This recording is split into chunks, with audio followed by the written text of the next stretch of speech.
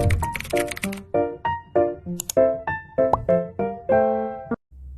baiklah. Assalamualaikum warahmatullahi wabarakatuh. Di sini kami akan melakukan podcast. Pembahasannya tentang pendekatan berbicara. Sebelum kita masuk ke podcast tersebut, lebih baiknya kita perkenalan dulu ya, teman-teman. Perkenalkan, nama saya Nuraini Sadapu. Di sini saya tidak sendiri. Saya di sini ditemani oleh rekan saya. Halo, saya Gusti Sukmawati. Bagaimana kabarnya, Kak? Sehat. Baiklah nih Kak, saya ingin mengajukan beberapa pertanyaan tentang pendekatan berbicara. Langsung saja nih ya Kak. Menurut Kakak, pendekatan berbicara itu bagaimana?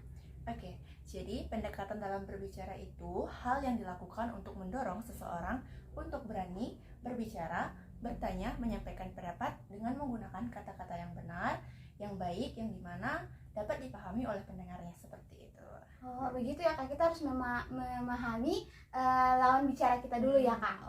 Oke, langsung saja ke pertanyaan kedua nih Kak, yaitu pendekatan berbicara itu dapat dilakukan seperti apa sih Kak? Jadi pendekatan dalam berbicara itu dapat dilakukan dengan berbicara satu lawan satu ya. Jadi ada hal-hal dasar yang mendukung dalam pembicaraan satu lawan satu. Yang pertama, kejujuran. Yang kedua, memulai. Yang ketiga, sikap yang benar.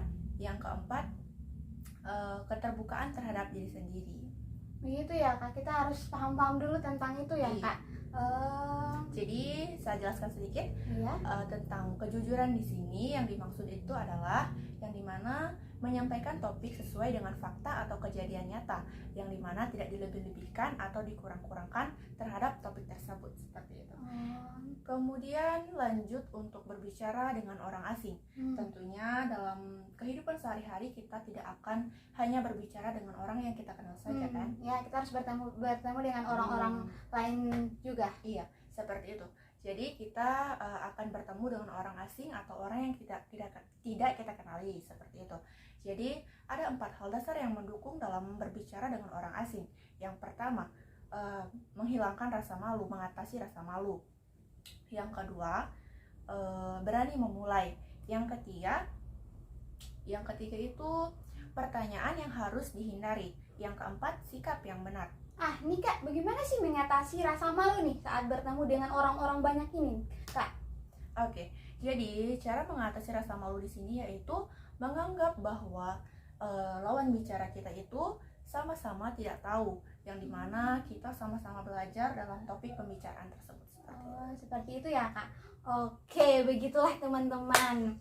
Lanjut nih Kak, saya lanjut ya. Kita sudah di ujung pertanyaan terakhir nih Kak, yaitu bagaimana sih cara atau tips untuk menggiring percakapan agar lebih baik nih Kak? Oke. Atau lebih hidup dalam berbicara nih Kak. Oke, jadi dalam tips atau cara dalam untuk menggiring percakapan agar lebih hidup itu ada 6 cara. Yang pertama, memilih topik yang dapat melibatkan semua orang. Yang kedua, mintalah pendapat. Yang ketiga, jangan memonopoli percakapan.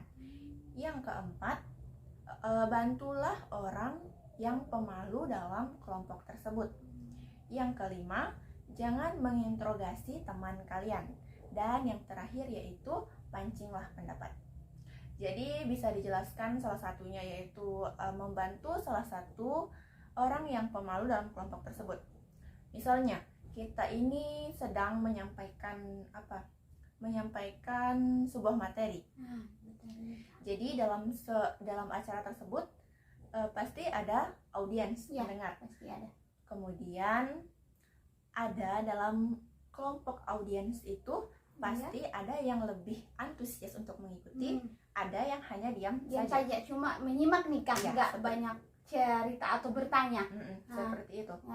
Jadi kita sebagai pemateri tentunya harus membantu mereka yang lebih diam dibandingkan kelompok yang lebih antusias mengikuti materi tersebut, dengan cara bagaimana ya, menganggap bahwa mereka itu ada di situ. Dengan cara kita saat memberikan materi, kita menghadap ke arah mereka dengan menganggukkan kepala, seolah-olah kita membenarkan atau memberikan pendapat mereka seperti itu.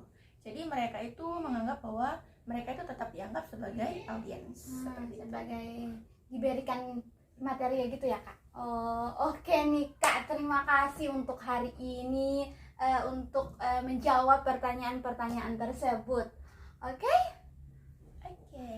Oke guys, itulah podcast dari kami berdua. Sekian dan terima kasih.